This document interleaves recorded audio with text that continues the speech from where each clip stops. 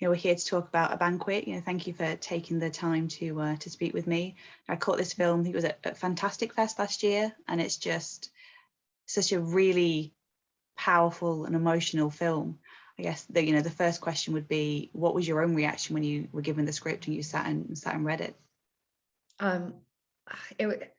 It's weird because you sort of think, you kind of, I was expecting it to be, when I kind of heard the log line, quite schlocky, sort of, lowbrow, and then just got so drawn in because the characters they're real people going through stuff that we think about all the time, and that it was just really well articulated, in terms of what parenting is about and how hard it is and what we want to believe in and don't believe in, the way we kind of hide from things. And it was just it's very rare for, a director like Ruth to take on so many different conversations at once in a way that felt like a real conversation. Because when we have a real conversation, it isn't just, let's talk about whether this cup should be here or not. Conversations are kind of about lots of different things. And there are lots of different factors that weigh into how it plays out. And I think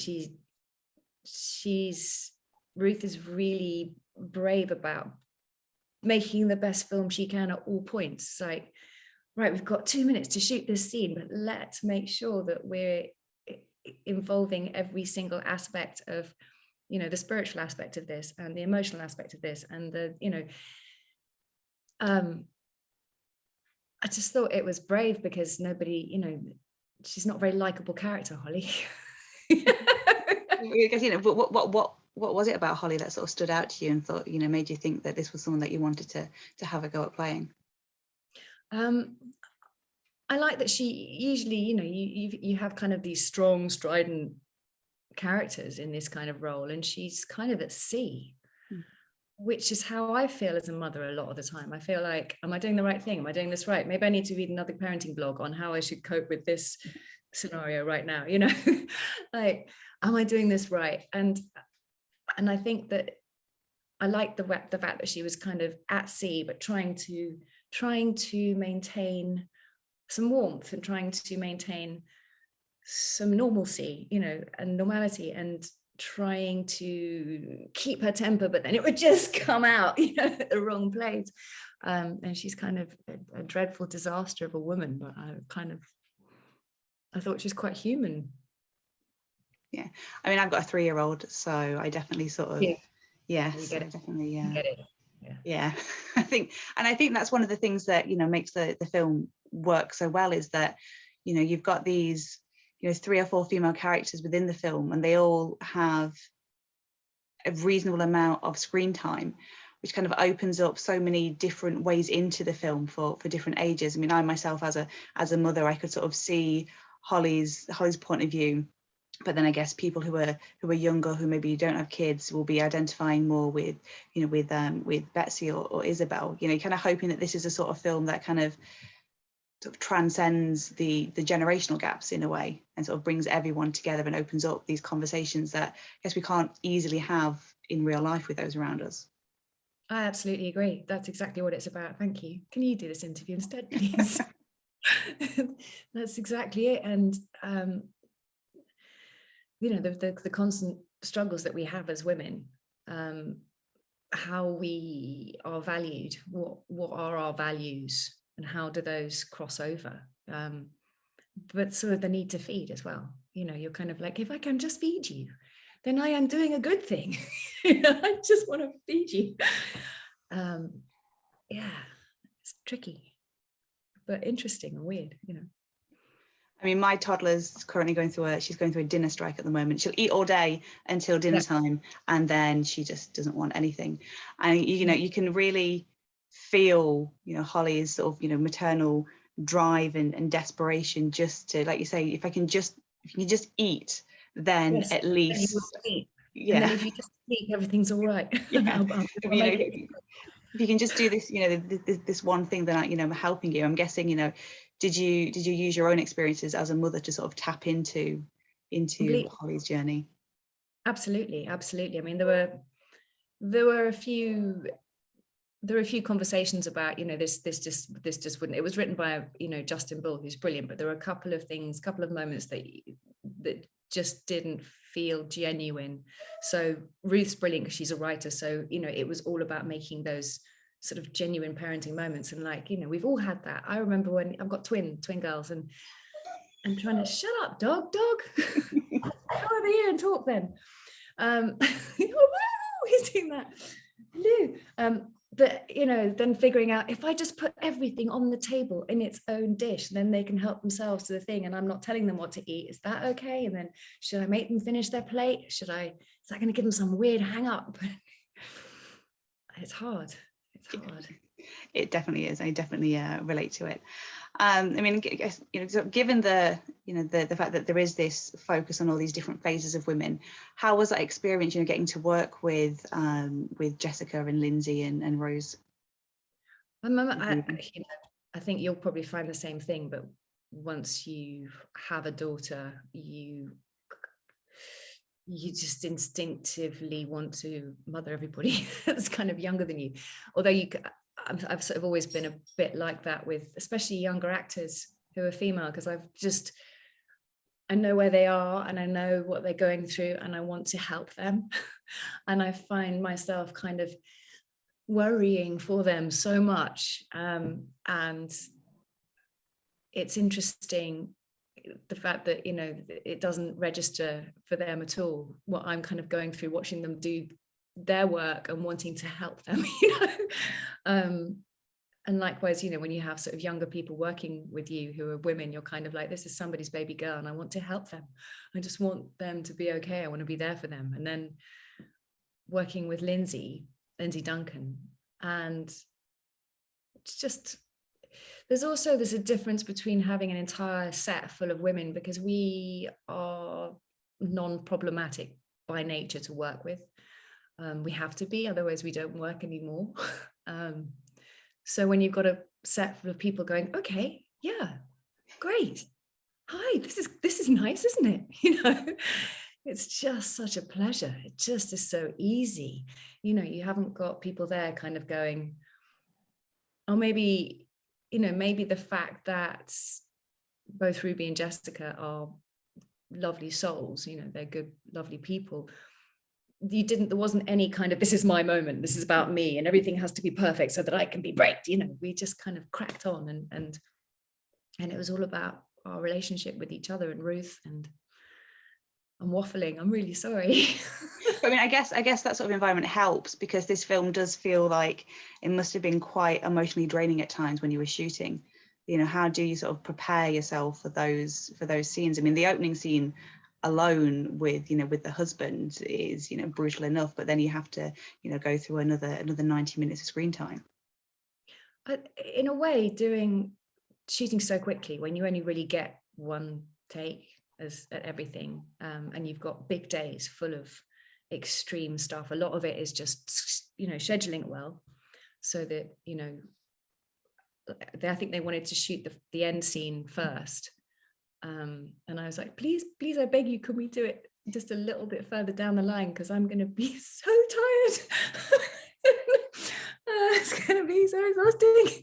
And then I might not make it through the rest of the day, you know, just if there's anything. But I think, you know, talking to the younger, you know, talking to Ruby and Jess, I just sort of explained that, you know, when we're doing this, you've got to give yourself notes. You've got to have stuff up your sleeve. Like every time you're crying about losing a husband, you can't cry about the same thing twice ever in real life. So you've got to find something new each time. You know, it's like, I've just bought him those shoes and he's never going to wear them. You know? Or little moments where I'm never going to see his handwriting again or hear his voice. And you just have to keep triggering yourself and find a new in. And actually doing really, really emotional stuff is kind of easy, because you just go through the roof. You know, there's no kind of being very clever and making sure that it's real. If it's very emotional stuff, you just kind of go for it. You know, you jump in. And outside of acting, you've actually started to, you know, you've done some directing. Is that an area that you'd like to pursue more? I really enjoyed it, but then I think I just love actors. I love story. I have so much respect for really good directors like Ruth, who enable you to, and Ben Wheatley, who's sort of, and Spike Jonze does it too. He makes you feel like you're inventing the role as you go along. You're not, you've got a script, you've had discussions for weeks beforehand, but when you're there on the set, it feels very hands off, and it feels very enabling that way. And I don't think that I'm a director, in as much as I don't think, when you work with really brilliant directors, you go, oh, that was beautiful. Oh, that was very clever. I mean, I enjoy story, but I don't know, I just I like helping. And I really like how sort of varied your film choices are. I mean, the same time that A Banquet is touring the festival circuit, you're in cinemas playing Emily's mum in Clifford the Big Red Dog. My daughter was going to hate me for fluffing that one. What makes it, is that an important thing for you as an actor to always do like different roles to get those different challenges?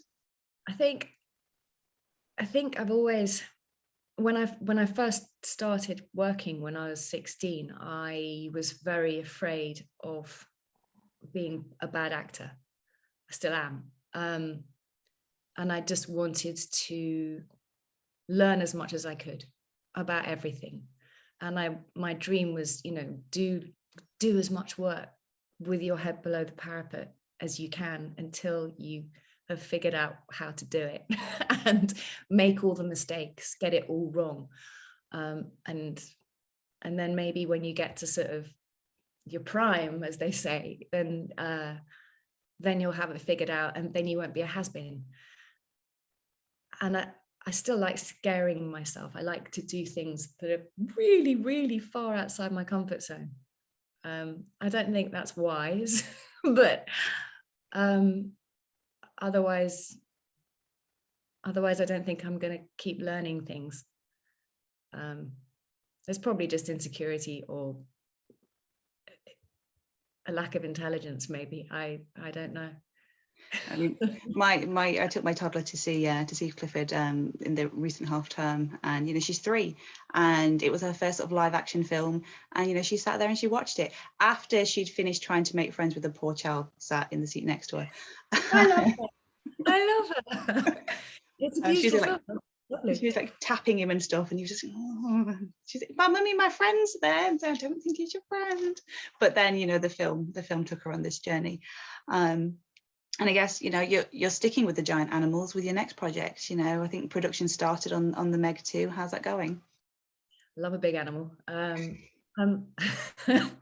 Clifford was amazing because you've got, it's such a beautiful film, and it does what you want it to do. And that was very important to me, that you have that feeling at the end of things being right. And it was a very difficult job to sort of, it's not a difficult job, but it's, you've got to have a bit of humility to be the only unfunny person in a very funny film. But it was important that you believe the story, that you know who Emily Elizabeth is. So I had to be well behaved on that. I think I can be quite naughty on the Meg. I'm working with Ben Wheatley again, and he is extraordinary. He's so brilliant. He sees so much possibility, potential, and in every little aspect, in every detail of everything that he shoots, and has a very good radar. I think the Meg 2 is going to be extraordinary. It will be extraordinary. I can't wait to see it. And I guess it's just circling back to A Banquet finally. What do you hope that the audience take from this film? Because I guess there's a lot, like we discussed, there's a lot of substance in there. I suppose what I hope an audience takes from A Banquet is, she says, spelling out the stories, the title, so I can try and think whilst I'm speaking. I think it's very much about appreciating what family is, and and how easy it is to get distracted by the woods for the trees. It's a very tough thing being a parent, because you want to enable your children and you want to indulge them, but at the same time you have to maintain the status quo, otherwise things get terribly uncomfortable and things go terribly wrong. You can't let children do dangerous things. There has to be a line, and at the same time there's so many things that we know nothing about that we think we know the answers to. So I think it's I think ultimately, what would you take from this? I think an understanding of that we're not alone out there, and that every family journey is extraordinary, whether there's paranormal elements going on or not. Every family is a passionate place full of kind of trauma and delight, and we need to talk about it more and support each other a bit more. Cool. Maybe. I'll I wish you best of luck with the release, and I can't wait to see the Meg too. Thank you very much.